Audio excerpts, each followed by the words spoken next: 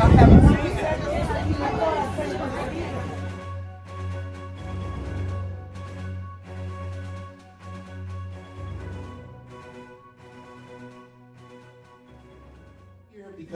for the last 3.5 years, we have literally been under fire from our own government.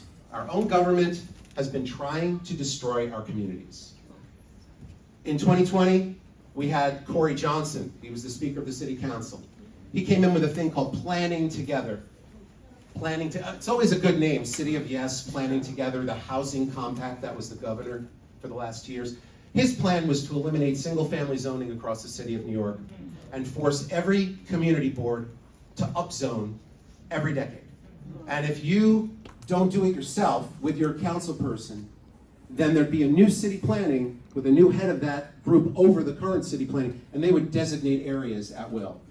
So myself, Renee Hill, who used to be the chair of Community Board 12, and she was the president of Adderley Park Civic, fabulous human being. Renee Hill and I created a group, and we went to all the community boards in the city in 6 weeks and got everybody riled up and said, this is crazy. And a few months later, the whole thing was dropped. And we said, okay, great. Then we got a new governor, right? Hochul, who came in, Governor Hochul. So she came in, and in early 2022, she came and said, because just, for all purposes, just for you to know, I'm a bit of a nerd, right? So, not that you can't tell, but she showed on her State of the State address in 2022, and she said one line, and she said, we're going to get rid of outdated zoning laws that are holding back housing supply. So I looked at the thing, her State of the State address, eliminate single-family zoning across the state of New York, force every municipality to accept ADUs, accessory dwelling units, which we're going to talk about today, because this is in the City of Yes. This is a main point of the City of Yes. Take away home rule from local communities and local decision making. Force transit-oriented development, which we're also going to talk about today, around all train stations and the year later, subway stations, high density. And give blanket amnesty to all illegal conversions in the City of New York. So we created a group called Save One Family New York, and we went all over the state. It wasn't just in the city. Nassau, Suffolk, Westchester, Hudson Valley, Buffalo, Rochester, Ithaca, you name it. I started cold calling people. Some people hung up on me. Some people didn't. And we created a big statewide coalition, and I give credit where credit is due. Your local electeds here were some of the hardest fighters in shutting that down. Senator Cambria, Assemblymember Alicia Heineman, and several others were really critical in stopping her in 2022. However, I warned everybody, if she comes back, she's going to come back with it again. And sure she did last year, the Housing Compact. Same thing that she did before, except now every community was going to have to increase housing every year, forever. And this time, she didn't back down. You remember the budget was like 35 days late last year? Yeah, that was because she refused to take that out of the budget.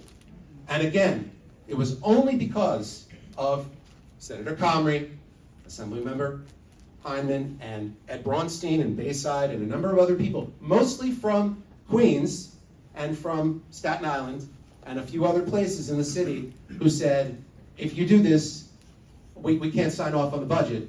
And finally, they essentially walked out of negotiations, and she dropped everything. But by that time, the City of Yes was already coming through. And just to let you know, the budget was just approved, again, at the state level. She tried once again, blanket amnesty for illegal conversions, allowing basements and cellars everywhere. And you know who stopped it? Senator Cambria, Assemblymember Heineman, Assemblymember Braunstein, Assemblymember Neely Rosick, who's in Fresh Meadows, who held up the budget for 20 days and said, we are not going to sign off on this budget unless you create a situation where community boards can say no. So in Queens, and remember, this has been targeted at Queens. 13 out of 14 boards, it's not legal. Only one board, it may be, and that's Long Island City and Sunnyside, to which I say, enjoy, right? We don't want that here, okay? So, this that you're seeing right here is something that was posted up 6 months ago by the Department of City Planning.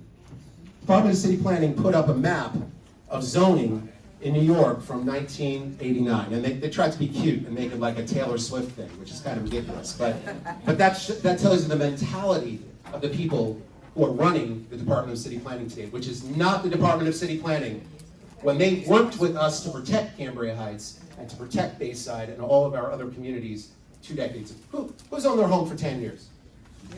20 years? 30 years? 40 years?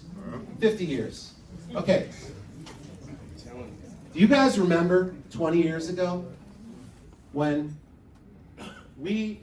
our organizations, our neighborhoods came together? There was a great article. We have someone from the Chronicle sitting right here, the Queen's Chronicle. Oh, QNS, I'm sorry, my mistake. It's the Chronicle. So, look at this. This is from 19 years ago, almost to the day. Cambria Heights residents approved downzoning plans. Who remembers that? Raise your hands. Okay, a few people. Members of Community Board 13 overwhelmingly approved a Cambria Heights downzoning plan presented to them by the Queens Office of City Planning Monday night. This is the fastest rezoning that's ever happened in Queens, said Richard Hellenbrecht, chair of Board 13. We must realize the efforts of the planning office because usually downzonings takes well over a year. Hellenbrecht said the downzoning effort in Cambria Heights began in October 2004, 20 years ago, and will hopefully be fully approved by the city and in effect by the end of June. The plan would rezone 5,722 lots within 196 blocks in Cambria Heights. 70% will become R2A zones. Guys, I'm the author of the R2A. This is the anti-McMansion zone. Got it? Okay, you were the second community to get this in Queens after Bayside, where this gentleman lives and is the chair of Community Board 11, who also was my sidekick on all of this, okay? Hellenbrecht said that Cambria Heights is only the second community in the city to take advantage of the new R2A zones, which were established in the recent rezoning of Bayside and place greater restrictions on overdevelopment in residential communities. Under the plan presented, Cambria Heights' current R2 zones, which are areas of detached one-family homes, represent 70% of the community, will become R2A zones. Cambria Heights resident Doris Bodine, who by the way sits on the board of the Queens Farm Museum, okay, said she was, quote, relieved the plan was approved by the board. I've lived in the community for 40 years in a detached family home, and I don't want to see the character of the community change, she said. Members of Community Board 13, oh, I'm sorry. Here we go. Oh, that's the problem, sorry. City planning representative, this is how different things were 15, 20 years ago. City planning representative Elizabeth Errico, who presented the plan to about 60 Cambria Heights residents, said the new R2A zone really, quote, reflects what is already there and is aimed at trying to prevent overbuilding in the area. The only concerns raised at the meeting were that some current residents would be in violation of the new zoning regulations once they take effect. But Errico said that 80% of the community would currently meet or be under the new requirements set by the R2A zones, and anyone not meeting the requirements would be grandfathered, okay, into the new regulations and not in violation. There is a high degree of compliance and conformity to these requirements, she said. R2A will provide a tighter building envelope and doesn't allow certain exemptions which allow homes to become bigger. Kevin Jamot, president of Cambria Heights Civic Association, expressed his support for the plan at the meeting. We're waiting for another streaming, which is a presentation. Thank you. Again, I apologize. This plan will allow for reasonable exemptions, but stop McMansions, Jamot told the crowd. We are in a sprint right now against developers to get Cambria Heights rezoned before they change the character of the neighborhood. How different things were a short period of time ago. Okay? So, they showed this map, and they followed it up with this quote. We've got bad blood with Robert Moses, and we've made a lot of progress to improve New York City zoning, but we're not out of the woods yet. That's why we're chasing our wildest dreams in City of Yes to shake exclusionary zoning off and say once and for all, welcome to New York. Now, I don't know what kid from Iowa wrote this, but clearly, you know, We all know the legacy of Robert Moses. We're living it every day. He was a very controversial individual, right? He did a lot of, it's just a nice picture. Nice way of putting it? Yeah. Well, he's someone who did a lot of bad things. He's also someone who did some not so bad things. And frankly, you guys wouldn't be here, and neither would us, if the Cross Island was never built. So I'm more pragmatic about it, that, yeah, he did a lot of terrible things. And some of the things he did, here's some quotes from him. Your principal error is this, to imagine that the people's view are of any importance at all. We must advance their fortunes without having any respect for their opinions. You can draw any kind of picture you want on a clean slate and indulge your every whim in the wilderness in laying out a New Delhi, Canberra, or Brasilia, which were all these new capitals in the 1950s right across the world. But when you operate in an overbuilt metropolis, you have to hack your way with a meat axe. And if you elect a matinee idol mayor, you're going to have a musical comedy administration. And let's just say that these are clearly the philosophies of the current administration. And I would create a dangerously accurate description of the current administration with creating unneeded, self-created drama, including why we're standing here today. Okay? Let's quickly look at the person who stopped him cold in the 1950s and 60s. This was a woman named Jane Jacobs. Ever hear of her? No. She was an urbanist. He wanted to build, and again, some of the older folks here might know this, he wanted to build the Lower Manhattan Expressway, which would go from the Holland Tunnel to the Brooklyn Bridge. And he was going to demolish Tribeca and Soho in the process. Okay, and now remember, Tribeca and Soho today is very different than it was in the 50s and 60s. It was a desolate, abandoned community at that point.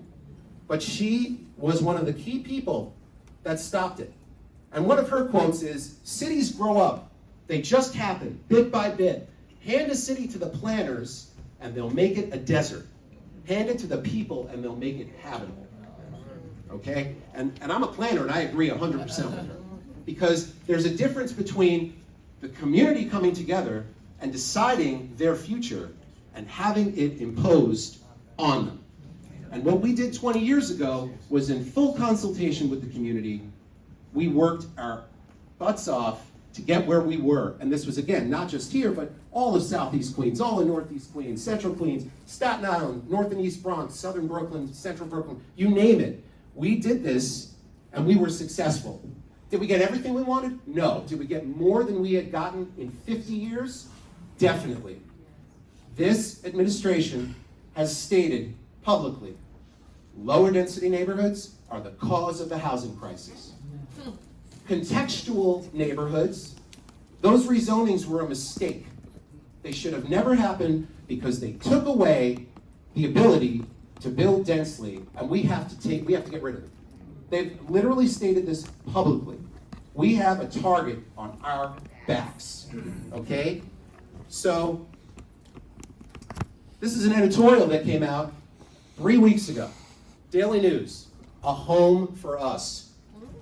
Let me just read this one part for you. However, what should be dismissed offhand is anything that too heavily emphasizes, quote, neighborhood character, property values, or fretting over increased density. These tedious arguments, are missing the point, which is that a lack of housing stock threatens affordability and quality of life in all of New York, and there's no way to dodge this by holding firm against development. The bucolic character of any particular neighborhood is going to matter little as the current residents are priced out. For those who desperately want to live in a suburb, we'll remind you that there are several in the immediate vicinity of the 5 boroughs. This is New York City. So if anybody agrees with me, if anybody has a subscription to this paper, you might want to get rid of it, okay? So this is what the mainstream press is saying. How dare you stand up for your neighborhood? How dare you stand up for your quality of life and the blood and sweat and tears you had to go through to become a homeowner in your community? Yep.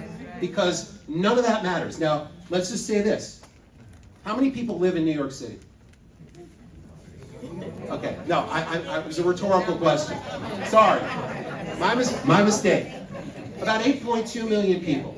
Okay. How many people lived in New York City in 1960? 8.2 million people. 8.1 million people. We went down a million. You all remember the 60s into the 70s into the 80s. It took 30 years to get back to where we were in 2000. We went up in 2010.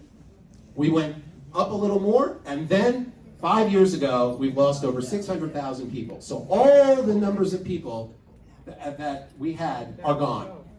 So, how much of our community, how much of the city is zoned single family? This is a very important question for you.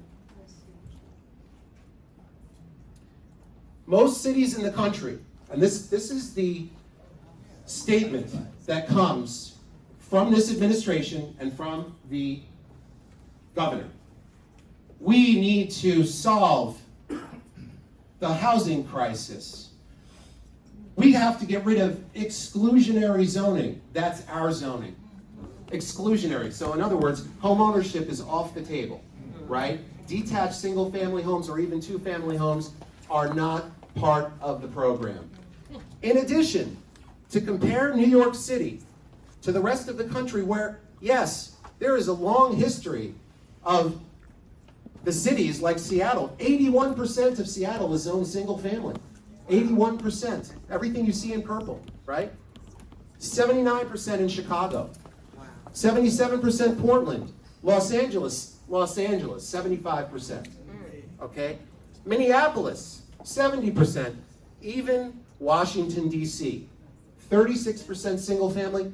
New York City, yeah, and where is it? Show me where it is. East of the Van Wyck Expressway. You take our communities out of the mix, there's virtually no single family zoning in the city of New York. Okay?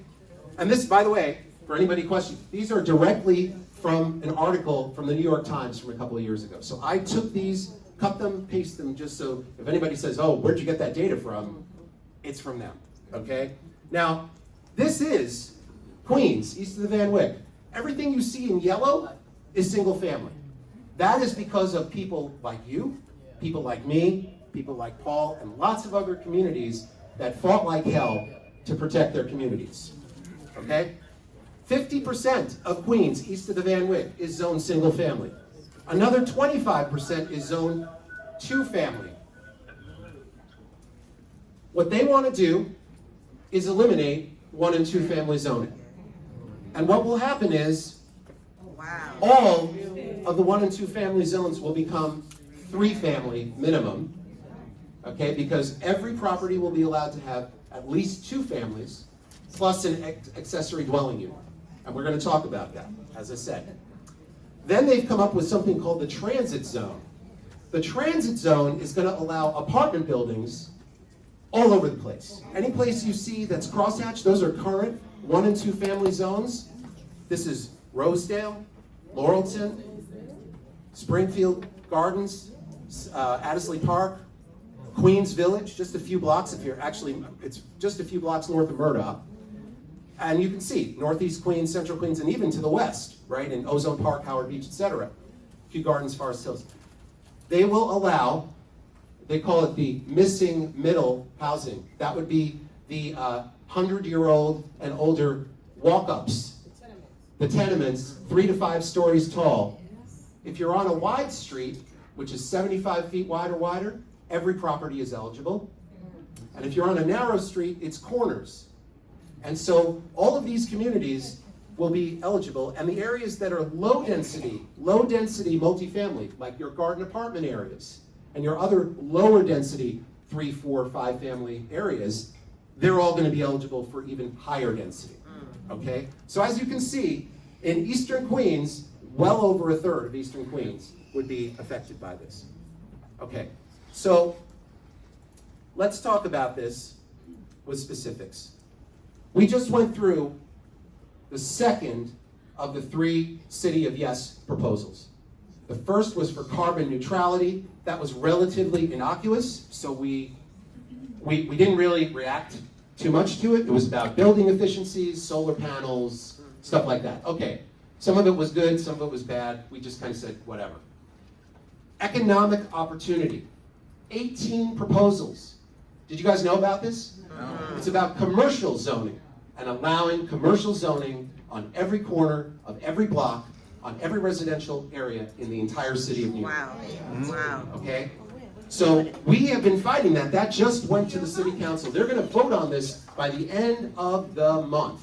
Wow. 18 proposals. The text, just for you guys to understand, the zoning text, that is the law. So whatever the Department of City Planning is telling you is not the law. The law is what's written in this arcane text. How many people here read the text? 1,127 pages. No. I did. Right. Yeah. Multiple times. Multiple times. Three times page to page and then back and back. Because that's what needs to happen, to see what they're saying and what's actually happening. This was a slide that the chair of the City Planning Commission showed during his hearing. And I want to make this very clear. Community Board 13, along with 9 other boards, there are 14 community boards in Queens, 10 voted no. No, not just no. No. Like, no, hell no. Right. Thank you. And the 4 that voted yes, all voted yes with conditions. Meaning, if they weren't met, if those conditions weren't met, then it becomes a no. Okay? So, at the City Planning Commission, this slide comes up, and the chair says, look, we had the most outreach of any meetings. We've ever had 175 meetings with community boards. No one's ever done this before. That comes out to, by the way, 3 meetings per board. There are 59 community boards in the city, so 3 meetings per board, where they spent an hour, and we have the chair of Board 11 here who can confirm this, an hour making a presentation, reading off of a piece of paper, saying, are there any questions, and then handing them a checklist and saying, please vote yes, no, modify, and give comments, and vote on this. Am I more or less correct? Exactly. Yes. Okay. So remember, community boards, for all of their imperfect nature, they're the closest thing we have to kind of a town meeting, right? And they're advisory only, and they're filled with volunteers. They're not like me, Mr. Nerd, who knows this stuff, right? They're people who know a little bit, and sometimes that's a little bit of knowledge is actually more dangerous than not. But they try their best. Luckily, in Queens, we were able to get those boards who knew what was going on to just tell them no. 4 out of 5 borough presidents recommended to approve with conditions. Well, when they were asked by several council members, how did the community boards vote? Well, 21 voted with conditions, which means 38 voted no. Okay? So, and the ones who voted yes, half of them didn't have their conditions met. So about 85% of the boards are a no vote. And they went right through us, right through the community boards, right through the community, and how people feel about this. Let's talk about what this means. This is the slide that they showed the community boards. What is it? 1 sentence. They show a picture of a building, 16 corner stores. Create a process to allow for small new bodegas and other locally serving storefronts in residential areas. When I questioned them, I would say, what's the need? We have retail strips that are struggling. You just came here and said, we have a 12% vacancy rate in Community Board 13. Why would we want to encourage corner stores? Now, this is the response. It'll never happen. Well, then why are you proposing it? Okay, let me show you what they showed to the Department of City, to the City Council. They showed them actual information, not a 1-sentence thing. This is still not great, but at least it's more specific. Okay? Create a CPC authorization. Do you know what that means? City Planning Commission authorization. They would be the sole decision maker as to whether someone could put up to 2,500 square feet on any property within a corner of any block, anywhere in the city of New York. Okay? Community board approval. So again, the council members said, community board approval? Well, they're only advisory, right? Oh, but we would pay great attention to them. And so they went over and over and they finally reaffirmed, no, they're advisory only. So, because the council people said, well, if they vote no, does that mean you're going to vote no? And of course, he refused to commit to that. In addition, environmental review, the one thing they say is that it, quote, will not produce objectionable effects. There's no environmental review. And in fact, the city passed a law, the mayor passed another law a month ago without the council, he didn't need it, called Green Fast Track. You ever hear of it? No. Of course you didn't. Green Fast Track is getting rid of environmental review for all small projects. Do you know what the number is? 175 units or less. Wow. That's a small project. There is no oversight. There is no environmental review. Okay? So what I did was I actually went out and I started looking how this was going to affect neighborhoods. So just bear with me. Throgsneck. These are your current areas. This is East Tremont Avenue in Throgsneck. Throgsneck is a very suburban part of the Bronx. Whoever isn't familiar with it, nice place. This is what would happen. Oops. Every one of the areas in purple is a potential location for a 2,500 square foot retail, office, commercial, or storefront. And these are all residential areas with no commercial overlay. Okay? Here's City Island. City Island Avenue. Okay. Canarsie. How many people are familiar with Canarsie? You have Flatlands Avenue, Rockaway Parkway, right? Those are your main commercial areas. Take a look at this. Wow. Wow. Okay. Georgetown, Bergen Beach, Mill Basin, just to the west of there. Same thing. You have the areas with a few commercial overlays. Okay. Ridgewood. You think of Ridgewood, very urban place, lots of commercial areas, lots of commercial overlays. Well, it's going to look like that. Okay. Kew Gardens. You all know Kew Gardens, Metropolitan and Lefferts. Okay. Forest Hills Gardens. Who here doesn't know Forest Hills Gardens? One of the most beautiful places in the whole city. That area is Forest Hills Gardens. That's Metropolitan Avenue, Yellowstone Boulevard, south of the railroad tracks. Wow. Okay. The Baisley section of South Jamaica, right? Great neighborhood, single and two family homes mostly. You have the two areas, I think that's Sutphin and I forget which that one is. I think that's Rockaway Parkway as well. There you go. And then Howard Beach. Howard Beach. Cross Bay Boulevard, Lindenwood Shopping Center around the old train station. Okay? And these areas are where garden apartments are, which will all be allowed to have infill. Oh. I see that Councilmember Natasha Williams has shown up.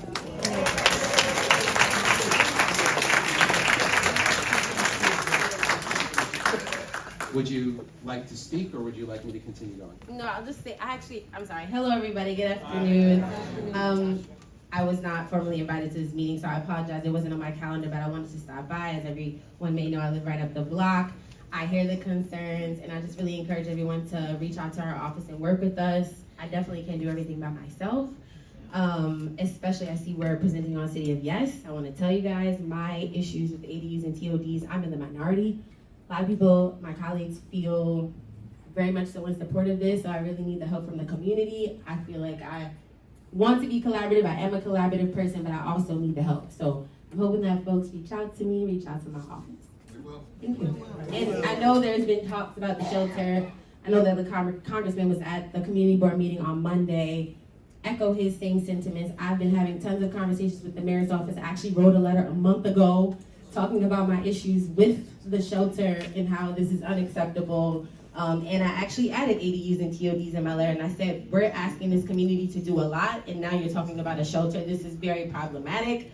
And so they still have not responded back to my letter, but I have had verbal conversations, and they have confirmed that a shelter is not coming. But I have not done a public announcement because they have not given it to me in writing. So, just letting everybody know, why you haven't heard anything from me formal, because until they put it in writing, we don't know, and people don't trust government, and even though I'm your council member, I'm not gonna trust what they say until I get it in writing. So I just want to let you guys know that, and I hope you enjoy the rest of your day, but I'm right on Linden Boulevard, 172nd Street. Okay, everybody knows my office, cool. Well, come on, thank you. Thank you. Ooh, leadership.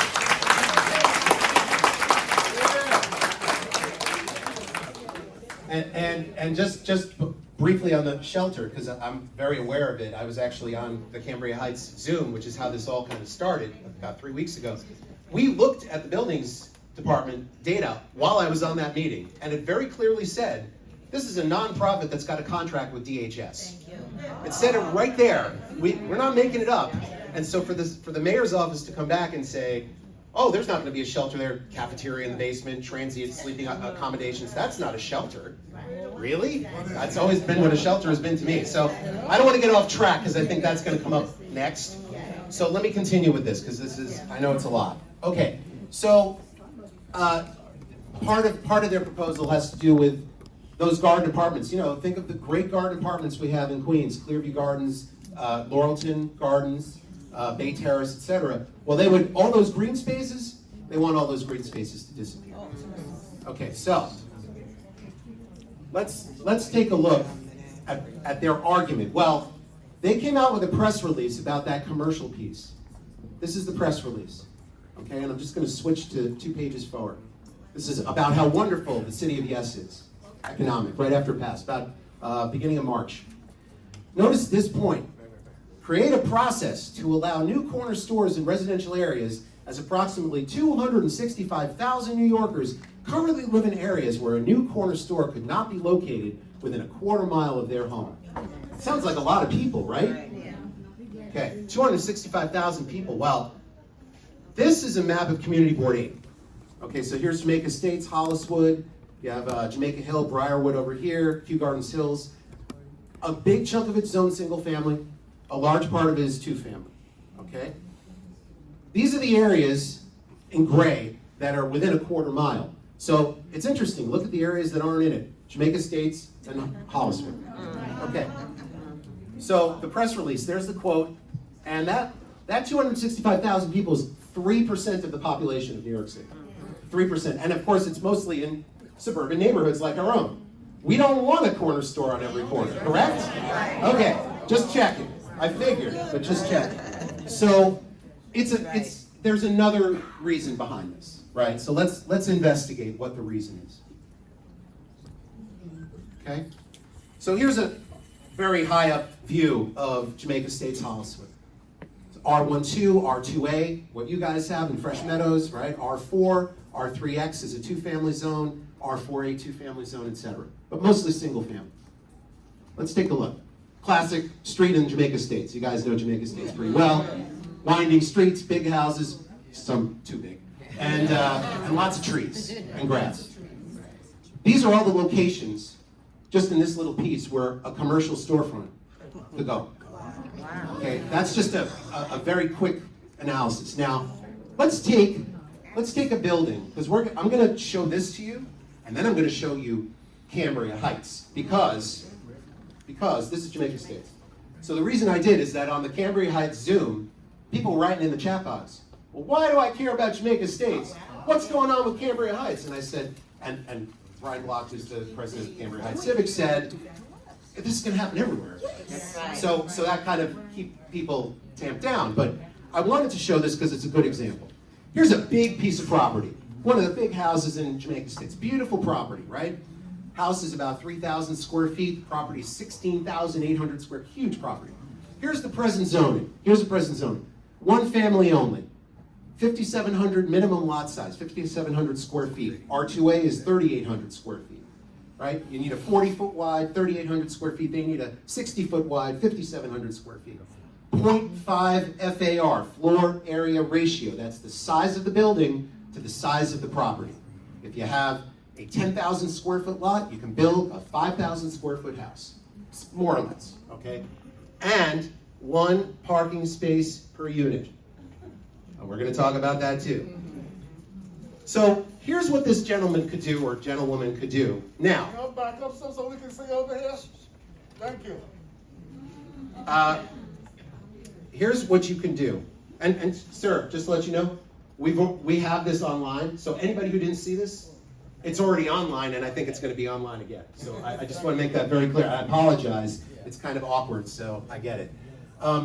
So this property here, they could just sever off the back of that property to build that 1 family house next to it today. Okay? 37 to 40% lot coverage for that property. Well, under the general proposal, this is just the baseline. This is what would be allowed in all of our neighborhoods as a baseline. 3 units per property. Instead of 60 feet wide, now it's 50 feet wide. Instead of 5,700, 4,750. They're calling this district fixes. District fixes middle, I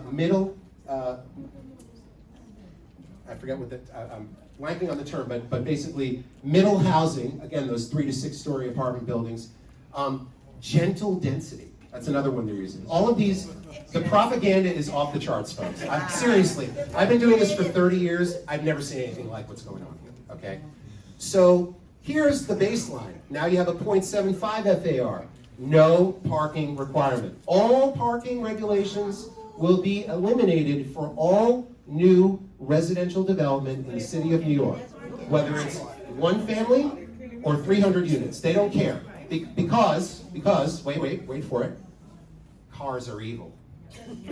And people who drive cars, you're very evil. Very evil. That's the public rhetoric. Do you know what the actual reason is? Because if a developer, let's say a developer is in an R6 zone, that's a pretty high density zone. They build a 40-unit building. They need to put in 20 parking spaces. They need a 50% on site. So what do? They build a big garage underground, right? Now they don't have to build any parking spaces. Do you know how much each of those parking spaces costs the developer? $50,000 per space. So now, and that's a low estimate, it's closer to 70, but I'm going with 50. 50 times 20 is $1 million. So this guy is either pocketing an extra $1 million, or he's saving $1 million on his program. So at the end of the day, he's going to profit from it anyway. I was at a community board meeting, Community Board 5, Maspeth, Middle Village, Glendale, on Wednesday. And city planning sat there, and I posited the same question to them. And they said, oh, that's not going to happen. They're going to build more housing. I said, look, I deal with developers every day. Developers want to squeeze every dime that they can get by doing the fastest, most efficient way. And, in a way, I don't blame them. It's business for them, right? So why would they want to build more units, particularly in a sub-basement, in some cases, which will never happen anyway, but that's part of their proposal, those basements and cellars, right? Why would they do that? Oh, no, they're definitely going to do it. They're going to do it. This is, again, the propaganda that's being described. And by the way, at a meeting, in another meeting about this a few days ago, they said, well, are those ADUs going to be affordable housing? Nope. What about the transit? Nope.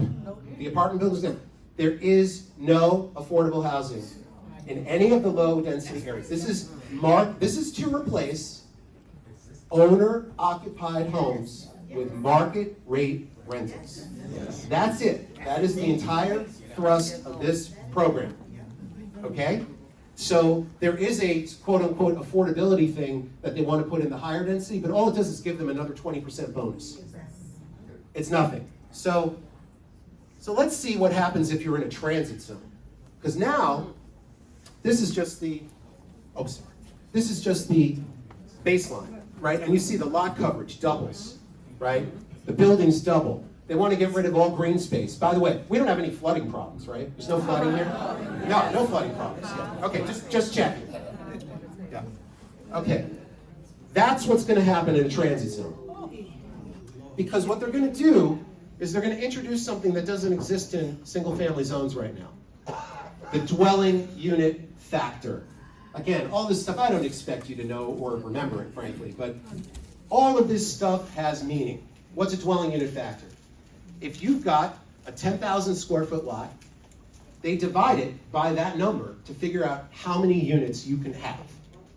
So right now, there is no dwelling unit factor because you need a 5,700 square foot lot with a 60 feet wide, 0.5, and it can only have one house on it, one single family home. Now, because it's multifamily in this new transit zone, which covers a third of Queens, not you, but Queens Village, Rosedale, Laurelton, all your communities around you are going to have this. They now have this number, 500. So you divide 16,800 by 500, you get a 33-unit apartment building. Wow. But don't worry, there's no parking. There's no parking. And they'll let you have up to 100% lot coverage on the corners. Now, here's where the commercial happens. Remember I said the 2,500 square feet? Well, now the developer says, you know what? I'm going to pull a few of those units out, and I want to put a 2,500 square foot retail store on that first floor. That's in yellow, right there. That's what this corner store proposal is. It is not to give people a corner store in places that don't have access. This works hand in hand with what this proposal is, okay? Here, briefly, campus commercial. This is what I was talking about before. So here they show a picture of a NYCHA building, and they say, enable residents serving retail services and makerspaces at NYCHA and other residential campuses, right? That's not what it says. Any property 1.5 acres or more in the city of New York in a residential zone would be allowed to have up to 15,000 square feet of commercial on the ground floor. They could build new, or they could put it into an existing building. And very clearly, again, it's up to city planning. It's their decision, nobody else's, to authorize this. So let's take a look at Bayside. I did a little thing for Bayside. This is Bell, and Northern. Commercial areas are in red. To the west is this area called Bayside Manor. It's a little garden apartment complex. You might be familiar with it, like a block or two west of Bell. Nice place. Rental. The reason I picked rental is co-ops get a little more sticky because it would be a decision of the board. But this is owned by one person or one entity, and they could easily act on this. So,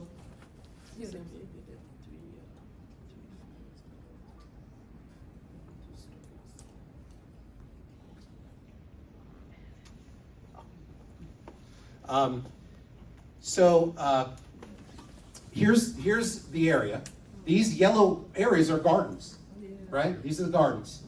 Currently, you can build a 33-foot building, and it's already pretty much maxed out. Like, it's pretty hard for them to build on that. But with the change in zoning, they'll immediately be able to go to 45 feet as a minimum. The FAR will raise up. Then, if you're in a transit zone, it goes to a 1.5. So now you can build even denser. And then if you're in the new campus zone, you can go to 55 feet. And you can put a commercial up to 15,000 square feet on the first floor. Okay, so that kind of gives you an idea what's going on. Let me briefly, now that we've done this, now that I've scared you all, hopefully, let me show you, sorry. Nope, that's not it. Where is it? What did I do with it? Sorry. My apologies. Here we go. So these are some of the slides from the city of Yes. A little bit more housing in every neighborhood. Allow for missing middle housing, including town center zoning, transit-oriented apartment buildings. Help homeowners by providing additional flexibility and allowing accessory dwelling units. Lift costly parking mandates for new housing, and enable conversion small and shared apartments and infill. Okay, so these are beautiful examples of how, how pretty all of this is going to work, and how new units aren't going to create any additional anything. And by the way, also, no spending on infrastructure, no sewers, no water, no police, no fire, no schools, nothing. No libraries, right? And this just kind of gives you an idea of the way they're drawing this. But again, it's all. Now, remember in the first part we talked about how 20 years ago they said that your community was doing this because it was mostly compliant, 80% compliant. Most of your houses are between 900 and 1,100 square feet, right? They're capes. They're 1.5-story capes, most of them. The current zoning on a 40 by 100, you can build 2,300 square feet. So anybody can double the size of their home today. Well, they had the nerve to show this picture. And they said, well, let's talk about the R4-1 zone. That's a semi-attached 1- and 2-family zone. These buildings, which were built before 1961, they couldn't be built today. Why? Well, they don't meet all of the different indices that would allow them. So they're stuck. And again, we know because 80 to 90 to 95% of these areas were rezoned in the last 20 years. And yes, we knew a few people were going to be stuck, quote unquote. But that happens everywhere. This is normal, okay? So if you have 1,000 buildings and 900 of them are compliant, that's pretty normal. Well, they're saying this is the reason they're doing it. That's the reason they're getting rid of our basic regulations. Town center, every single commercial overlay in R1 through R5 zones, all of our low density zones, will be allowed to have 2 to 4 story apartment buildings, like Linden Boulevard. Transit-oriented development, I told you that. Again, there's Queens Village, Adderley Park, Springfield Gardens, Laurelton, Rosedale. So you're going to be surrounded on all sides by transit zones. And this is what because I'm going to show you a slide of this. They're going to allow any religious group anywhere in the city to develop high-density housing, even if they're not in a transit zone. So think Sacred Heart, okay? And I'm going to show you what that's going to look like. Here's your end parking mandates. They show a cute little sketch of people living, and here's those dirty cars in that garage. My goodness, what a terrible, terrible thing. So, again, it would be comical if it wasn't so serious, right? Here's Cambria Heights. You are primarily single-family R2A. Most of the rest of it is zoned 2-family detached. These are the basic regs. I don't need to, I can go more into them, but I just wanted to show you. If you took an aerial, you flew over, that is Cambria Heights right there, right? I mean, that's about as perfect a picture as there is. Okay, your 2-family, you have your R3A. These are the smaller houses that are still detached, but they're smaller. A lot of them are 1-family, some of them are 2-family. Okay, you have the semi-attached house. You have a few areas with these, just a few blocks from here, right? And you have your row houses, your beautiful row houses. You have a bunch of them here, gorgeous row houses. And then you have a few small areas where multifamily development can happen, on Linden, on Springfield, and on Francis Lewis Boulevard. You have the C81 zone, that's auto repair, okay? And then you have your commercial overlays, which cover Linden, most of Linden, a little bit of Springfield, and a little bit of Francis Lewis. So this is 1-family zoning, this is 2, and the orange is 2-family, and the red is multifamily. That would all become 3-unit minimum for all of those areas, and the red is still multifamily. Okay. So again, I just went through all of these just to show you I did my homework here, guys. Thank you. Okay, here's your town center zoning. This is around, not too far from here. It's a few blocks from here, okay? That's what would happen. You see the bottom slide? That would be as of right. This is not a zoning change where if someone wanted to do that today, they would have to come to the community board and the council person, et cetera, and say, could we do this to rezone? And there would be arguments and it would or wouldn't happen. Now it's as of right. If you're on a commercial overlay, you can build that, okay? Here's Sacred Heart. Sacred Heart, okay? There's your property at Sacred Heart. Obviously, this property is mostly a parking lot. Perfect location for a new 4-story building to go there. And I estimate it would be somewhere around 50 units, okay? So I want you to look at this slide. This is in their presentation. A little more housing in every neighborhood. Do you notice where most of that is?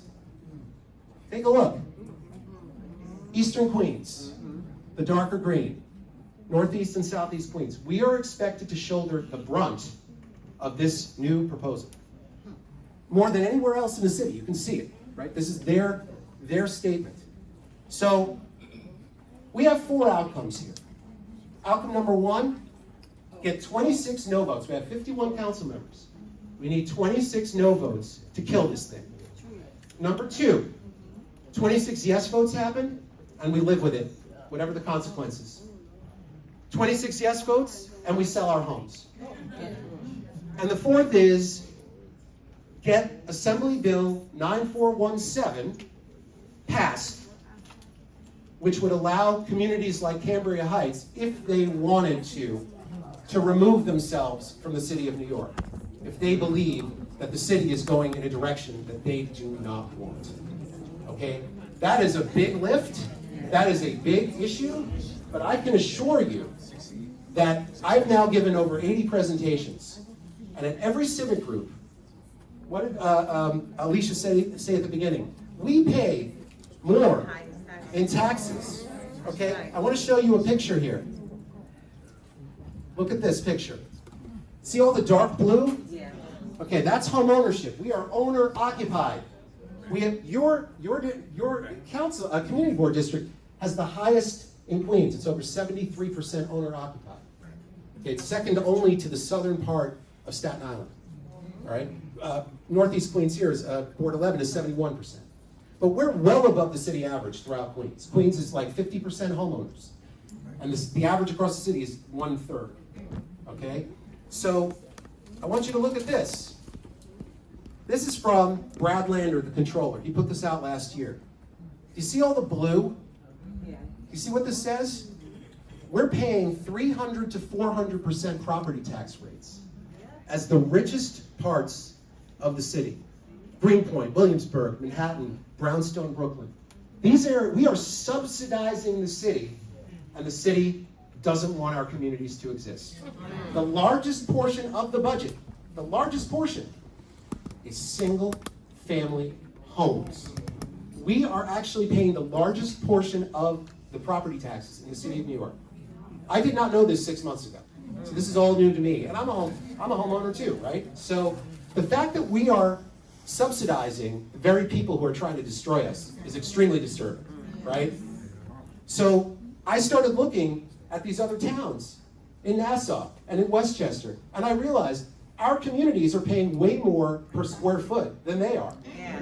Yes, everybody's, oh, Nassau's so expensive. If you look at Rockville Center, you look at even Garden City, and you see what they're charging for property taxes and the amount they're spending on services per person, we are off the charts with that. So I already looked at Cambria Heights. And Cambria Heights is the money you're supposed to per person is above Rockville Center. It's above Garden City. And what are you getting for those services? Nothing. So again, desperate times call for desperate measures. Yes. And for every person who says, oh, that's never going to happen, or that's something that we can't do, well, then why has every other town and village been able to do it in the state of New York? Obviously, some places are better positioned than others, but I made up this map that shows we have 43 potential towns in Queens because high home ownership, high income levels that can support themselves. Cambria Heights, you're 32. You're number 32. Not in any particular order. You are not 32. Sorry, you're number 34. 78.6% home ownership, 7,000 units, 20,000 people. Well, what's going to happen if we do that? Well, the way we wrote the bill, if you are able to do this, the city will have to give you the ability to share services if you wish, like sewer and water, which of course you have to share. Maybe for a short period of time, your schools and your police and fire, but you negotiate with them. And when you're ready to set that up, then you can break that contract with the city. That's the whole point. And we wrote it that way so that the city couldn't come back and try to screw you over if you wanted to do this.